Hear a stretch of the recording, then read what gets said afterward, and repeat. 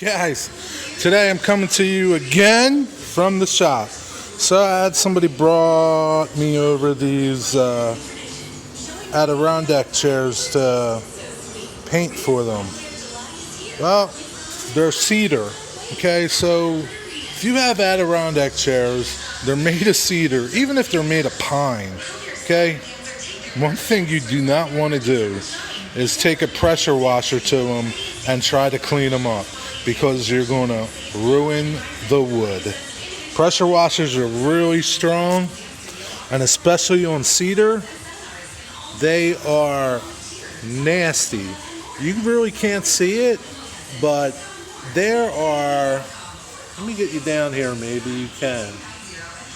There are gouges from this pressure washer in this wood that are probably 1/8 to 1/4 of an inch thick. Like, see that?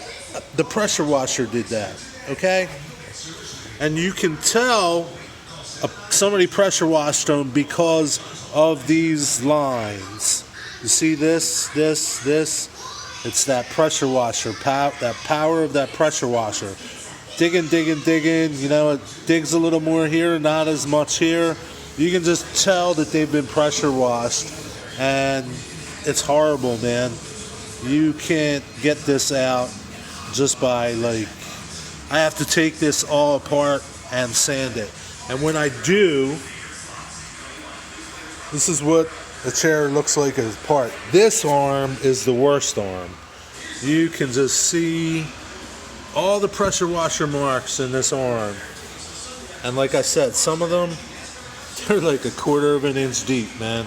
3/16 bad. But the good thing is this back was the same way. This is all cleaned up. Little bit there, but I'm not too concerned about that. For the most part, these cleaned up really well.